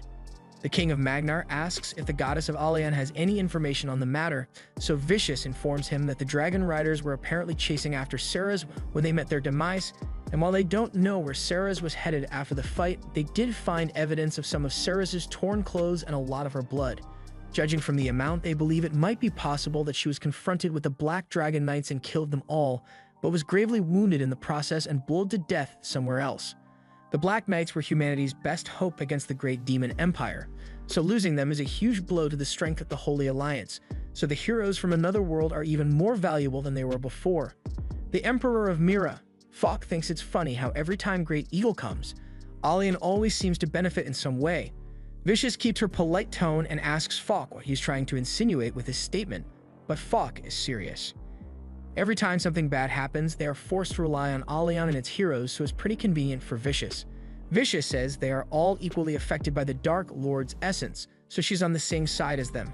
But she's being very passive-aggressive towards Falk, so he decides to stop talking before things go too far. There's one final thing that needs to be discussed before they adjourn this meeting, so the King of Magnar asks if everyone here truly believes Ceres was capable of killing all 5 of the Black Dragon Knights. It's pretty hard to believe she was capable of doing something like that on her own, that they have no idea who could have been behind it. However, a messenger comes into the room and informs him that there is a group that is taking credit for the defeat of the Black Dragon Knights, and they call themselves the Curse Magic Users of Ashint. The next day, Mimori and Ceres are walking through town to stock up on supplies, and it doesn't look like anyone is following them, so this place might be the safest bet for their preparation. While walking, Mimori notices a huge coliseum nearby, so Ceres explains that it is a blood sport coliseum where slaves and mercenaries kill each other for the entertainment of the crowd. The fighters can earn rewards by winning their matches, and since it is run by the Duke and the Mercenary Guild, it has become a prime source of entertainment for the public. Although at first it was just a way for the Mercenary Guild to assess their fighters. Ceres and Mimori later find a good inn to stay at, and since they need to conserve funds, Ceres suggests that she and Mimori should share a room. Mimori asks if she is really okay with that since Mimori is a man and stuff might happen, but while she's embarrassed, she says she doesn't mind, so Mimori gets one room for both of them. After that, they head to the bar so they can get something to eat, and the place is pretty packed, so Mimori is able to overhear a conversation about the death of the Black Dragon Knights. From what he hears, it looks like people think Ceres died at the hands of the Dragon Knights, but then the Dragon Knights were taken out by someone else. A group called Ashint is taking credit for killing the Dragon Knights with their curse magic, and Ceres has heard about them before, so she tells Mimori that the group apparently worships the god of curses. Just then, the Ashint walk into the bar, and they are really enjoying all the clout they got from stealing credit for what Mimori did. After getting a good look at them, Mimori doesn't think they are actually that much of a threat, and he's not mad about them taking credit for what he did since it takes attention away from him. Mimori continues to eavesdrop on the conversation going on around him, but then he hears people talking about who else they think might have been strong enough to defeat the Black Dragon Knights, and eventually, the Witch of Taboos is mentioned. She's apparently a dark elf, and no one has actually seen her in a decade, but there's someone in the capital who has seen her before. Mimori approaches the table and asks if the guys can tell him a little more about this person, and at first they don't want to talk to Mimori, but when Mimori offers to pay for their drinks, they are much more willing to talk to him. They tell him that the person who met the Witch of Taboos is the strongest fighter in the Colosseum, and if he'd like to meet her, then he's probably going to have to talk to the owner of the Colosseum. However, Mimori is in luck, because the person in question just happened to walk into the bar. Mimori goes up to her, introduces himself, but Eve immediately knows he wants something from her, so she asks him to state his business. Mimori gets to the point and tells her that he would like to meet the Witch of Taboos. Eve admits that she has ventured into the land of the golden-eyed monsters before, but she denies ever having met the witch. But thanks to Sarah's spirits, she is able to tell that Eve is lying when she says never met the witch before. Eve asks Mimori why he wants to see the Witch of Taboos, so Mimori says he is just going out of curiosity, so Eve advises him to stay out of the land of the Golden Eye Monster, since to be frank, he doesn't think Mimori is strong enough to survive up to 3 days there. She tells Mimori that should value his life a little more, but it's a bit hypocritical coming from her since she routinely risks her life on stage. Later, Mimori is informed by Sarah's that Eve was lying, so they can guarantee that she actually knows of the whereabouts of the witch. As he returns to his hotel room, Mimori realizes that he forgot to bring some food back for Pikimura to eat, so he decides to pull out a snack he had with him when he first arrived in this world. He also gives some to Sarah's, and she has never had anything like it before, but as soon as she puts it in her mouth, she is delighted by the wonderful taste. She asks him if it is a common snack from his world, and Mimori says it is, but he unfortunately can't make any more of it. For now, they need to decide what their next move is going to be, and the first thing on the agenda is finding out the location of the witch from Eve. He needs to find a way to get her to tell him, but what would be more important to her than her life? Typically, it would be money since she buys her freedom if she has enough funds, although it would require a large sum of money. That same night, we see Eve visiting a little dark elf girl, and she promises her that she will do her best to get her out of here. Back in Mimori's room, Ceres is practicing with her spirit regalia, and it may just look like some armor with no visible boost aside from looking cool, but I'm sure it will come in handy at some point. Once Ceres is done training, Mimori asks her if she can give him some pointers on how to handle close combat since he has been relying on his skill a little too much lately, so he wants to be prepared if he is ever unable to use it. Ceres understands, so she decides to train him the same way she would train one of her knights back when she was still a knight captain. She takes a step back and tells Mimori to assault her, so he throws a straight punch, but Ceres easily evades it and puts him in an arm lock.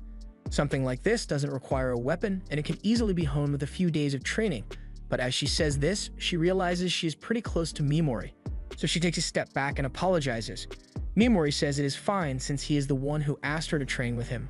After a long and sweaty training session, Mimori is taking a bath and Ceres is engaging in some degenerate activity with Mimori's shirt. She realizes what she's doing is messed up even if she does have feelings for Mimori, and luckily it looks like no one was around to see her, except Mimori, who was standing behind her this entire time. He says he noticed that his clothes were missing, so he came to look for them, and Ceres apologizes, saying that she thought it would be a good idea to wash his clothes with hers. Later that night, Ceres is asleep and Mimori praises her for how kind she is. She is diligently trying to become a sword that can protect him, and she is suppressing all kinds of down bad emotions to fulfill her role to him, so he should be grateful to her. Ceres wakes up and notices that Mimori is still up, so he tells her he is just having a bit of trouble sleeping, and Ceres has a good remedy for that, so she gets out of bed and searches through her bag to retrieve some herbs. One of them helps with sleep, but the other has the opposite effect and leaves you excited and full of bedroom vigor. Of course, she doesn't intend to use it with Mimori though. Since he's going to be taking herbs, Mimori pulls out a soup cube from his bag and uses it to make 2 cups of soup for himself and Ceres. Mimori asks Ceres to have a taste before they add the herbs, and she is amazed by how good it tastes and how all that flavor was packed into a single tiny cube. Now that she has tried it, she's going to add the sleep herb to it. However, she accidentally spilled a lot more in there than she intended to. The second one has a regular amount of sleep herb in it, and Ceres offers to drink the overdose cup since it was her mistake in the first place. As she and Mimori drink it, they feel surprisingly refreshed, but they should be feeling sleepy. So Ceres goes to check which bottle she used, and it turns out she mixed up the excitement herbs and the sleep herbs. She sincerely apologizes to Mimori, but he says it's fine, he will just read his book to keep himself busy. Ceres asks him if there are any special services she can offer him since she is sure he is stiff as a board right now. But while Mimori is certainly feeling tempted, he asks her to just get some sleep. Ceres is surprised by how resistant Mimori is to temptations, but it's not like he doesn't want to, like his revenge takes priority over all else. So until he has made vicious pay, he won't be able to focus his attention on other things. In a way, it's like a curse that stops him from being happy until his goal has been achieved. However, once he is done with his revenge, he should be able to put his energy into other endeavors, so Ceres gets behind him and swears that she will do everything within her power to help Mimori get his revenge, and Mimori is thankful for her help. The next day, they head over to the Bloodsport Coliseum, and Ceres returns to Mimori after asking around about Eve. She is pretty famous around here, and she was sold to the Coliseum as a slave. But from the very first day she got here, she was a hit with the fans, and she hasn't lost a single match yet in her 3 years of fighting. Tomorrow is apparently her final fight, meaning she's already earned enough money to buy her own freedom, so trying to negotiate with her using money won't be an option anymore. Additionally, Sarah has learned that Eve had already saved up enough money to buy her freedom 2 years ago, and she's now trying to buy the freedom of a small elf girl as well. There's also something Sarah is worried about because all previous Colosseum champions have all died during their final match, so it looks like there's some foul play at hand, as there are rumors that the Duke is arranging to put fighters at a disadvantage during their final fights. But Miyamori smiles because this may be just what they need to get Eve to trust them. Eve is the undefeated champion, and she's really popular, so there's no doubt that the Colosseum management team would try to kill Eve off for the publicity it would create. Sarah assumes Miyamori intends to stop this from happening at the main event tomorrow, but Miyamori doesn't see a reason to wait till tomorrow to save Eve when he can just get it done today. Later that day, Miyamori corners Eve in a dark alleyway and says he needs to talk with her. Eve tries to dismiss Miyamori and tells him she doesn't know where to find the Witch of Taboos, but Miyamori already knows that she's lying. He asks if Eve is trying to keep the witch's location hidden because she is indebted to the witch, but Eve denies it. However, Sarah is there as well, and she immediately calls Eve out for lying again. Eve is starting to get suspicious of Miyamori's intentions, so she's about to draw her sword, but Miyamori stops her by saying he just wants to help save Eve. She asks him what he intends to save her from, so Miyamori explains that the Duke running the Colosseum is going to use all sorts of dirty tricks to make sure she goes down in tomorrow's match. Eve still doesn't understand why Miyamori would be trying to help her, but Miyamori just doesn't want to let his source of information on the witch die. It would be much easier to just take the girl she's trying to help and run away before the match tomorrow. Hearing this, Eve understands that Miyamori isn't a threat to her, but while she appreciates his warning, she can afford to run away from the match tomorrow. Taking the girl and running is an option, but where exactly would they run to? Unless she follows the rules and buys her and the girl's freedom, then the Duke will send mercenaries to hunt her down or put a bounty on her head. Maybe she could handle life on the run if she were alone, but she has to think about the girl's safety. Miyamori says he knows of a place where they could escape to and suggests that Eve and the girl go into hiding at the place where the Witch of Taboos lives. He is sure no one would be able to find Eve there, but she says it would be impossible since no one can reach the heart of the land of monsters. Miyamori says they might be able to reach it if they work together, and he promises to help protect the girl to the fullest of his capabilities, but Eve doesn't think he has what it takes to follow through on that promise. She can tell that the girl with him has some amount of martial arts training, but Miyamori looks like a weakling to her. Miyamori admits that he doesn't have much skill when it comes to martial arts, but he is well versed in magic. He tells her that he can easily defeat a skeleton king on his own, but while it's certainly an impressive feat, Eve isn't so convinced that Miyamori can handle the journey into the land of monsters. To prove that he is strong enough, Miyamori tells Eve that he is the one who killed the 5 dragoons, but Eve thinks he is lying, so Miyamori gives her a demonstration of the power he used to kill Civet and the others. He raises his hand and casts Paralyze on Eve, leaving her frozen in place. He warns her that she shouldn't try to move too much since it could cause damage to her body if she does. This is the power they use to defeat Civet, and just in case she still doesn't believe him, Sarah reveals her true identity, proving that the rumors of her death were false and Miyamori truly saved her from Civet. This should be enough to prove Miyamori's capabilities, so he releases Eve from the paralysis, and she is convinced that Miyamori wasn't lying to her earlier, but her decision hasn't changed at all. Miyamori sees that he's not going to be able to convince Eve, so he apologizes for disturbing her and says he hopes she finds a way to win her match tomorrow. However, if she happens to change her mind, he will be waiting at the bridge early in the morning, ready to leave town. Miyamori then walks away with Sarah's, but as they are leaving, he comes across a group of ancient followers of the cursed god, and they are still riding the hike they got from stealing credit for Miyamori's achievement. Their fraudulent actions annoy Sarah greatly, but Miyamori doesn't think there is a need to take action against them as long as they don't hurt anybody. However, as Miyamori and Sarah continue walking, they spot some of the cursed god cult members hurting someone. These guys are trying to kidnap this woman for unsavory reasons, so Sarah is prepared to cut them down immediately. However, Miyamori stops her and says he will handle it himself, so he casts one of his new spells and makes the cult members go berserk and kill one another. While they are doing that, he continues walking home with Sarah, and by the next morning, he and Sarah are all packed up and ready to go before the crack of dawn. It looks like Eve didn't show up after all, so Sarah asks Miyamori if he thinks there's a chance Eve might actually be able to win her match and earn her freedom with the little girl. Unfortunately, Miyamori says there's no way that will ever happen. Duke Zuon is well known for his shitty ways, so Eve trusting the word of a scumbag like him can only end in catastrophe for her. Meanwhile, Eve is having trouble sleeping because of the conversation she had with Mimori last night.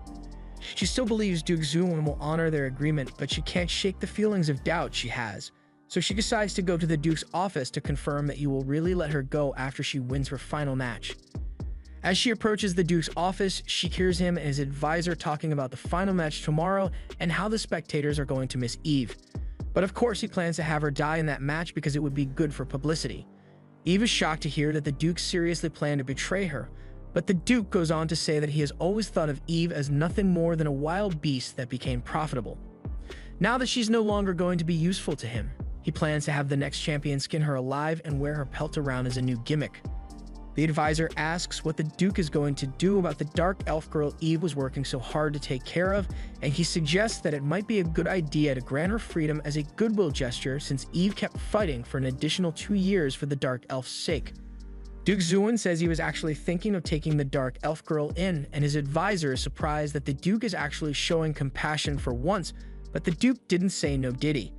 He's only planning on taking her in because he has a young elf fetish, and once he's done with her, he will just sell the girl off to the nearest brothel. Eve now knows that Mimori was right, and there really is no chance of being freed if she trusts the Duke, so she heads to the bridge to see if she can still take Mimori up on his deal.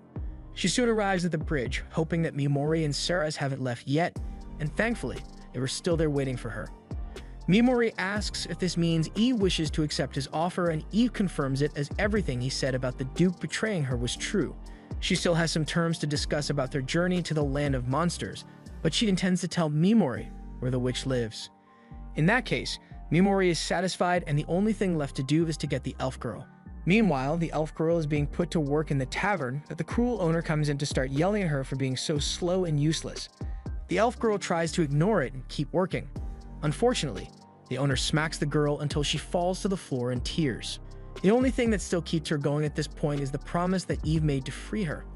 The owner is a failure, so she sees nothing wrong with taking down all her pent-up frustration on the girl. She even starts screaming into the girl's ears just to torture her. But a few moments later, Eve busts into the room and confronts the owner. Eve knew the elf girl was being abused here, but she had no idea it had gotten this bad, so she is prepared to kill the owner for all the suffering she has put the elf girl through. But the owner begins begging for her life and says it was Duke Zuon that ordered her to treat Liz so harshly. Eve still can't stand the owner, but she decides not to kill her after all. Eve takes Liz's hand and tells her that the situation has changed, so they need to leave the city immediately. Liz says she is willing to go anywhere with Eve, so Eve turns to the owner and tells her that as long as she tells the Duke she doesn't know what happened to Liz, then she will be spared.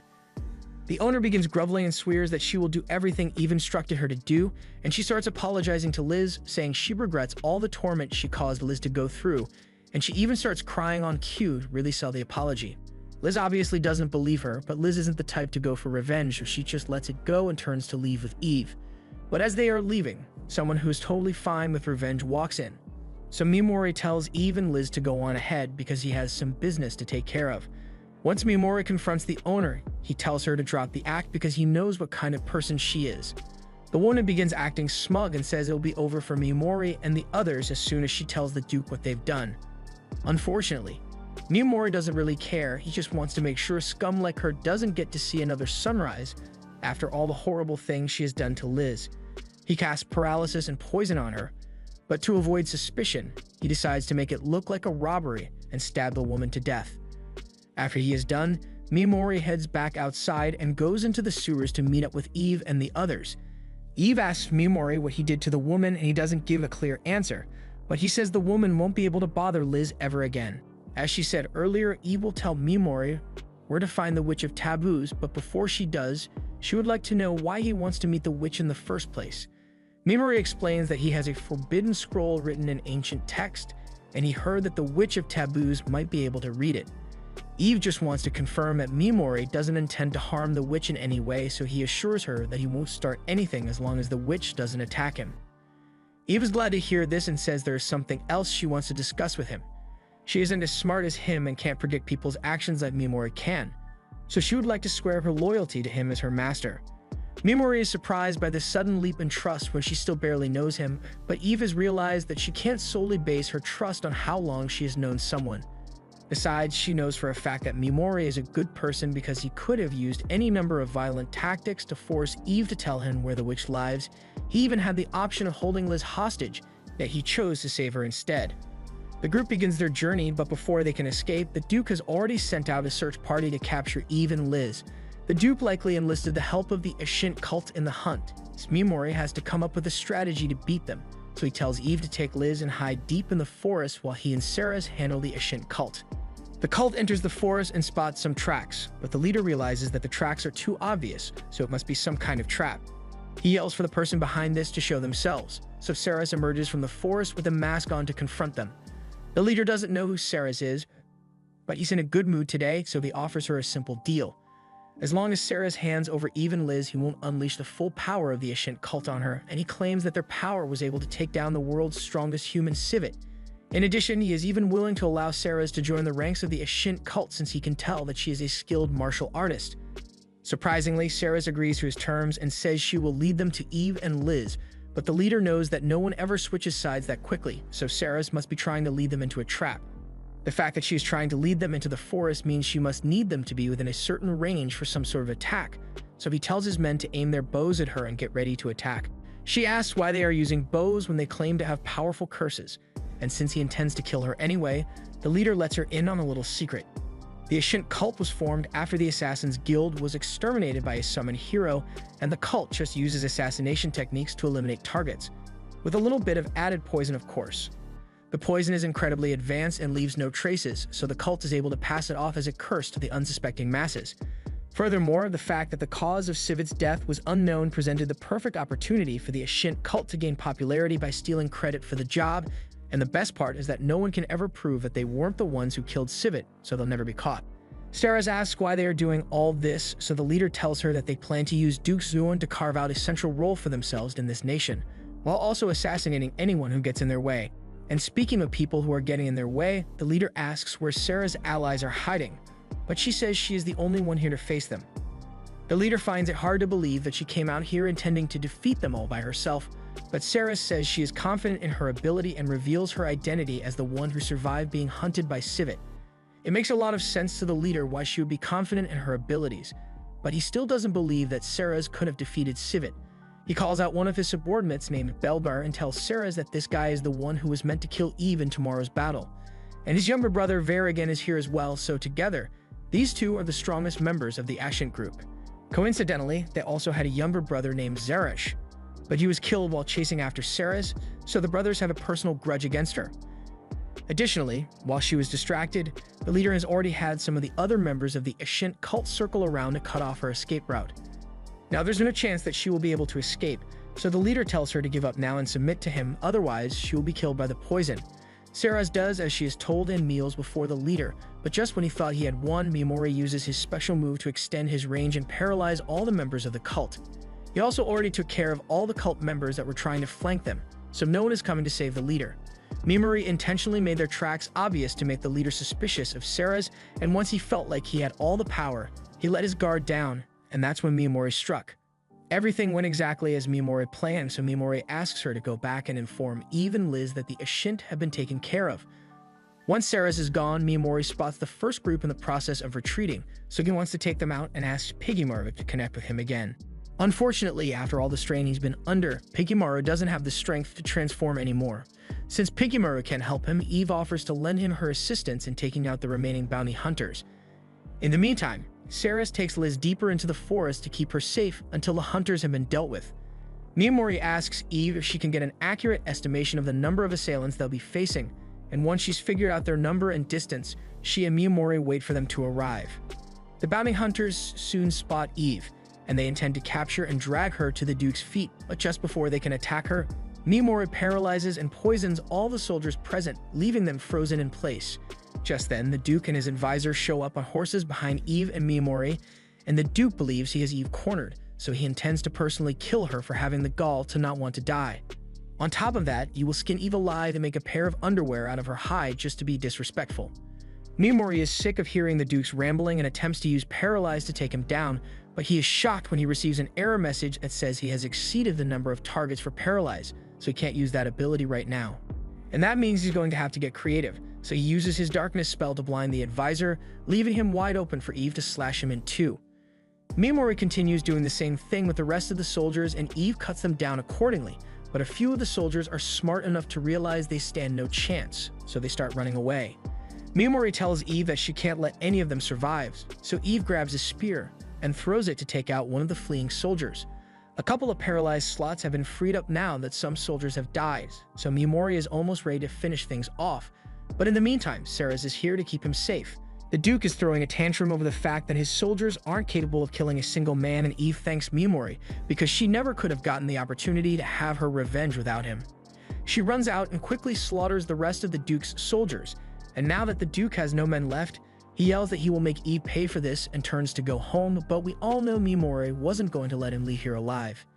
Eve approaches the Duke, and honestly, if he had only intended to betray her, then she might have forgiven him, but for going after Liz, Eve has no mercy to give and slashes his head off.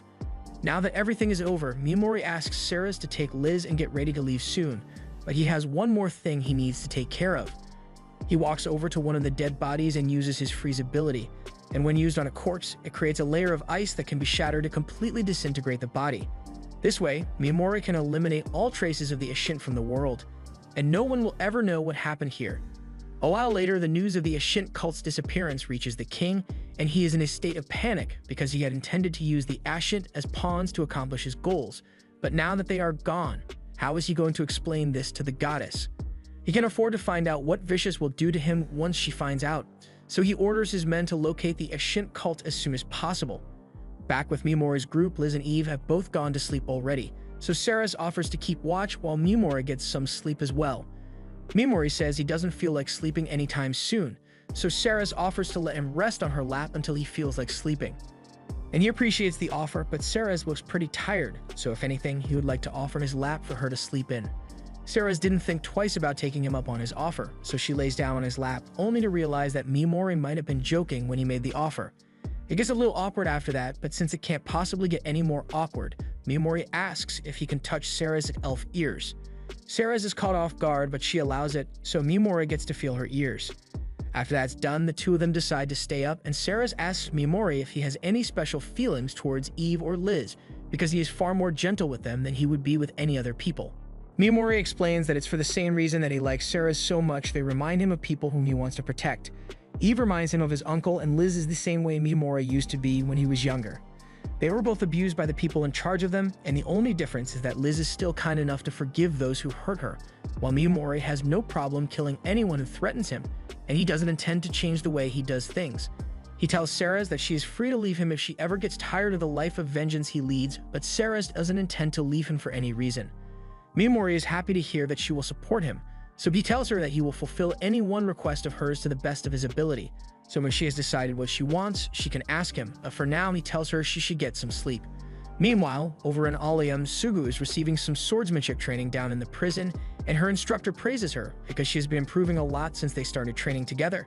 But she reminds Sugu that she can't tell anyone about their training sessions because Vicious is so petty that she would probably forbid Nyan from training Sogu any longer. Sogu asks Nyan why she agreed to help her train when she doesn't get anything in return, so Nyan explains that she took a liking to Sogu because she looks a lot like Nyan's sister. And before she leaves, she reminds Sogu that this world is incredibly ruthless, so she can't show any weakness if she wants to survive.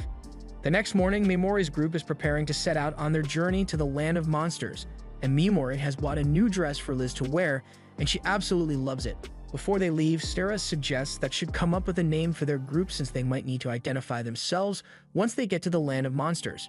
She already has a name in mind and suggests that they could call themselves the Lord of Flies Warband, and everyone seems to like the name, so Mimori agrees to go with that. After a lot of off-screen traveling, the group eventually arrives in the land of monsters, and Mimori notices a giant dead tree in the distance, so Ceres explains that the tree is called the Corrupted Tree, although it used to be a sacred tree. Eve asks Mimori to pour some magic into her hand, so he does, and Eve is able to pull up a magic map which was passed down to her people. It will allow them to locate the witch, so they begin the long trek to the witch's home. By nightfall, they set up camp, and Mimori stares off into the distance while thinking about his motivations. He may be a fool to be so set on vengeance, but he still feels nothing but burning hatred towards Vicious and the others who abandoned him. And he will annihilate any monsters he comes across to gain XP and become strong enough to get his revenge. The next morning in Alien, Vicious congratulates the heroes on leveling up, but they still lack techniques, so she has gone through the effort of gathering several famous figures to act as their instructors. Vicious tells them that the Demon Empire is definitely making a huge move soon, so she wants the heroes to participate in the battle against them. And to make sure they are ready by then, she plans to send the heroes to the land of the golden-eyed monsters to train. As Mimori's group makes their way through the land of monsters, Liz offers to carry the majority of the luggage because she wants to help everyone out. The others tell her she doesn't need to carry it all by herself, but since she seems really determined to help, they respect her wishes and let her carry the bags. They continue through the forest and they suddenly sense something coming, so Mimori and the others stop and take their battle stances. A monster soon appears before them, and Mimori thinks it looks pretty similar to one of the lizard monsters he had to face back in the ruins of Disposal, with the only difference being that it has a seaweed head. Regardless of its nature, their plan of attack remains the same, so Eve engages with the monster in order to keep it distracted. And once Mimori is able to get within range, he uses Paralyze and Poison to take it out. Eve asks if Mimori achieved what he wanted, and Mimori says he is satisfied because he needed to make sure his Paralyze and Poison abilities still work on the monsters here. After facing one of the monsters here personally, Mimori can say with certainty that these monsters are inferior to the ones he had to face in the ruins of Disposal. And if this is the worst this place has to offer, then getting to the witch isn't going to be a problem. Mimori begins dissecting the monster, which seems a bit odd, so Ceres asks him what he's doing, and he explains that he has seen this monster in the Forbidden Book before, and parts of it can apparently be used to make a forbidden item. The item is something like a voice modulator, and Mimori thinks it could come in handy, so he wants to make one. He sees that Ceres seems interested in the information from his Forbidden Book, so he tells her she can keep it for the meantime if she wants because he trusts her with it. Once Mimori is done collecting his materials, the group keeps moving until they come across a large body of water. Eve and Mimori are the first to cross, and Liz wants to go next, so Ceres warns her to be careful not to slip on the stones. Eve thinks it would be better to just carry Liz across since she is still just a child, but Mimori thinks it's better to let Liz do things on her own from time to time. Liz agrees because it's not like she's going to fall over. However, a moment later she indeed falls over and nearly ends up in the water, but Mimori sends Piggymaru out to save her before that happens. Even though she ended up failing, Mimori believes that what's important is that Liz has the confidence to try things by herself. Once Liz finally makes it over to the other side, she notices that Mimori and Eve are talking about something and she thinks they might be making fun of her for almost falling into the river. Eve doesn't want Liz to feel self-conscious, so she makes up a lie and says they were actually talking about the kind of kids Mimori and Ceres are going to have. As she says this, Ceres overhears her and loses focus, causing her to fall into the river. Once they finally get her out of the river, Ceres apologizes for letting herself get distracted like that, and she doesn't want to delay the group, so she tells Mimori they don't need to wait for her clothes to dry out. Mimori agrees to keep moving, but he wants to give Ceres his coat so she doesn't end up catching a cold, and Ceres is grateful for his offer. The group then continues making their way through the forest, but before long, Mimori and Eve sense something up ahead, so they tell Liz to get behind them as they prepare for battle. Eve tells Mimori that she recognizes these monsters, and she knows for a fact that she can't beat them, so she asks Mimori what they should do. Mimori tells her that she should sit this one out and let him handle it on his own, so he hides behind a tree and waits for the monsters to enter his effective range. As the monsters come into view, Mimori can understand why Eve would stand no chance at defeating these things, because almost no one could beat them in a regular fight. However, Mimori doesn't intend to have a normal fight, so as soon as the monsters get close enough, he paralyzes them and then uses Berserk to make them bleed all over the place until they die. Once the monsters die, Mimori notices that he leveled up again, but that's not important to him right now because he wants to start harvesting materials from the nose arts. Eve looks at Mimori in disgust and asks if he intends to eat that thing, but Ceres interjects and explains that Mimori doesn't intend to eat the monster. He is just collecting the materials because it's an ingredient in a forbidden item which will make Piggymaru stronger. Although Piggymaru is going to have to eat it, and it's not going to be a fun time for him. Just then, Mimori and the others sense a monster nearby, but they can't pinpoint its location because no malice or hostility is being directed at them. After looking around for a bit, Piggymaru tells Mimori that the monster is inside his backpack, so Mimori opens it up and takes out the egg he has been carrying. It looks like it's about ready to hatch, and a few moments later, it does exactly that, giving rise to a horse monster of some sort. None of them have any idea what it is since they've never seen anything like it before. While petting the horse, Mimori feels something odd on its back, so he pulls back the horse's hair and finds a magical organ there. Ceres explains that most monsters have an organ like this for absorbing magic, so Mimori comes up with an idea. He begins pouring his mana into the horse in hopes that it will grow bigger, and as he pours around 1,000 mana points in, the horse transforms into a magnificent black steed. This would be perfect for luggage hauling, but the horse says Mimori should keep pouring magic into it, and Mimori's got nothing to lose, so he pours 10,000 mana points in, and this time the horse transforms into a buff minotaur. Mimori is pleased with what he sees, so he decides to have the horse join their group, and as such they need to give it a name. He thinks about it for a second and comes up with the name Slay, and Slay seems to really like it, so that becomes his official name. Elsewhere in the forest, Soku's group is busy apologizing to her because they've been nothing but dead weight this entire time. In contrast, Asagi's group has been doing pretty well since all of the team members are pulling their weight and working well together. The same goes for Takuju's group, but he isn't really satisfied with the progress they've been making so far because the fighters that are in charge of them have been taking care of all the really dangerous monsters because they think the heroes aren't ready to handle it, and Takuju hates being underestimated. Later that night, the fighters take the heroes hunting again, but they come across an area with a group of Nozarts up ahead, and they don't think the heroes are ready to handle something like this, so they ask the heroes to stand back while they handle it themselves. Takuju doesn't like being told to wait, but as the monsters approach, Mayan says she will handle the one on the right, while 2 other fighters can handle the one on the left.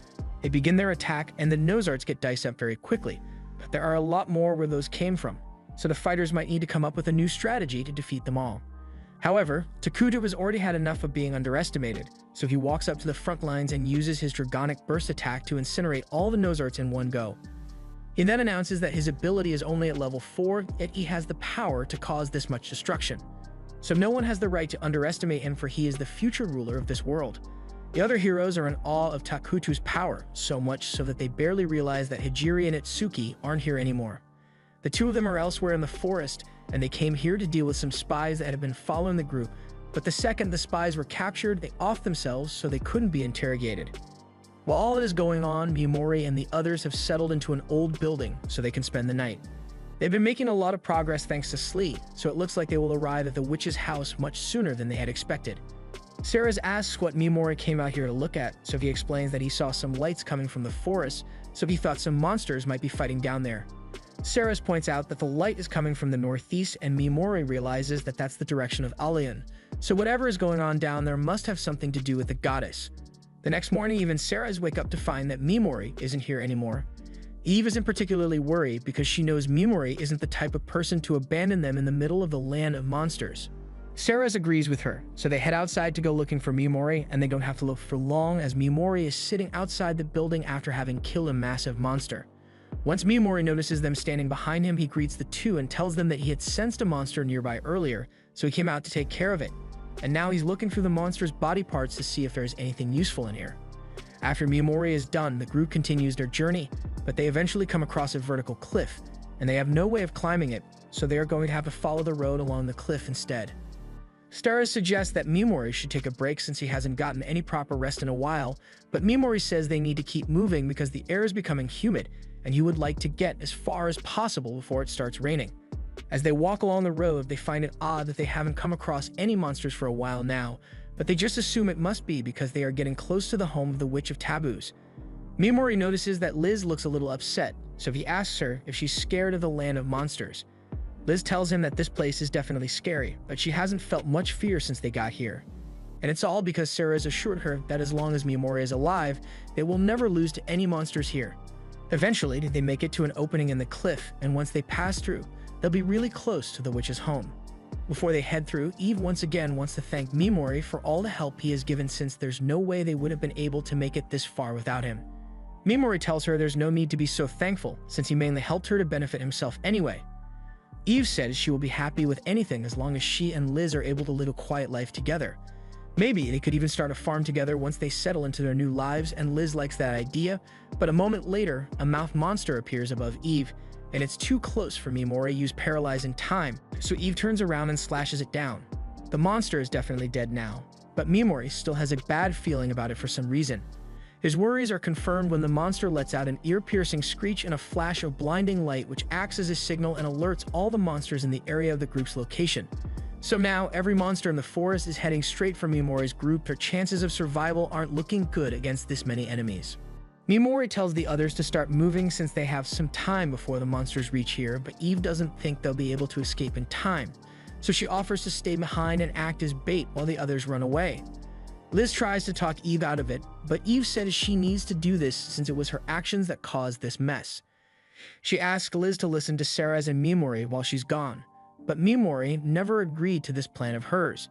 He says he will only let Eve act as bait if she promises to come back alive, and Eve promises, but she didn't say on God, so Mimori knows she doesn't intend to survive. He tells her that she doesn't need to feel responsible for this since the monster that sounded the alert was hidden with concealment magic, so it was impossible to detect ahead of time, and it was the right call to kill it when she did. Besides, if any blame is going to be dished out, he says it should be directed at him since he failed to cast sleep on the monster before it attacked. In any case, Eve is an indispensable asset to the team since she is the only one who has a map to the witch's location, and negotiations will go a lot smoother if she is there with him when he meets the witch. Mimori then pulls out the voice projection stone he made earlier and sticks it in his helmet before telling the others that he's the only one who stands a chance of surviving against that horde as long as he has the help of Piggymaru and Slay. He's the only one here who can deal guaranteed fatal damage to the monsters anyway, so he tells Eve that she doesn't have to worry herself over it. Liz thanks Mimori, but he tells her that it's too early to be thanking him since he can't guarantee that he will make it back alive either, although he's going to try his best. Sarah kneels to wish Mimori good luck, and he entrusts her with taking care of Eve and Liz if he ends up dying to the horde out there. Meanwhile, all the heroes are being evacuated because they are not prepared to handle a catastrophe of this scale. Soka tries to gather up all her team members so they don't get caught in the stampede, but they all get scared and start running off in random directions. Meanwhile, Oyamada and Takutu are trying to fight a bunch of the monsters, but they soon realize that the monsters are going after something else, and the fact that he is being ignored by the monsters pisses him off immensely. One of the girls is running for her life when she accidentally trips over a rock and is about to be caught by the Hanzi monster, but before she could be harmed, Kobata steps in to defend her. The girl thanks Kobata and runs away, leaving Kobata to fight the monster alone. Kobata steals her resolve and reminds herself that she needs to stay strong so none of her classmates end up dying, but then she remembers that she stood by and did nothing as Mimori disposed of, so she has no right to be acting all high and mighty. At the same time, Mimori is just about ready to put his plan into motion. He ordered Sarah's and the others to go hide themselves in a nearby cave so they don't get caught up in the chaos, and that means there's no reason for him to hold back. Mimori proceeds to pour his magic into Slay's stone, and a bolt of red lightning can be seen all the way across the forest. Now that Slay is transformed, Mimori takes out his helmet and activates the voice projection stone before asking Piggymaru to do the honors of starting the battle. Right on cue, Piggymaru yells into the helmet, and his voice is amplified hundreds of times over, leading all the monsters directly to Mimori's location. Mimori is glad the monsters fell for the bait, so he puts on his helmet and prepares himself for a high-speed chase. On Mimori's signal, Slay begins running, and Mimori still isn't certain that he will be able to make it out of this alive, but he has a lot to protect right now, so he can't afford to let his worries show. Back at the heroes' camp, Soba meets back up with Yasu's group, but she is horrified to find out that 2 of his group members have died. She doesn't understand how this could have happened since Yasu should have been strong enough to keep them safe, but Yasu just didn't care about them at all and ran to save himself. Sobu is upset and asks why Yasu chose not to do anything to help them even though he's A-class, but again, Yasu just didn't give a shit about them, and the fact that Sogu is giving him a lecture on morals is really pissing him off right now. He knows she's not trying to be condescending, but the way she always talks makes her sound like she's acting all high and mighty. Sobu doesn't understand what he's talking about since all she was saying was that the strong should protect the weak, but that's exactly what Yasu is talking about. The law of this world is strength, and Yasu survived because he is strong, but the other 2 that died weren't even good people in the first place, so why would he care about them? Those 2 were among the first to mock Mimori as he was banished to his doom for being weak, so they can't complain now that the same happened to them. Not to mention the fact that they relentlessly bullied him back on Earth. Takudo comes back over to the group just so he can insult Yasu and call him a nobody. It's clear from Yasu's reaction that he is still having a hard time coming to adjusting to the situation. So even if he may have some decent power right now, it won't be long before reality sets in and he is forced to bow down to Takuto's superiority. Yasu is enraged and activates his ability before telling Takuto that he shouldn't get the wrong idea and think he is superior just because he's S-class, because Yasu already figured out that your class isn't the only thing that determines your strength. For example, Sogu may be S rank, but she hasn't developed a unique ability yet.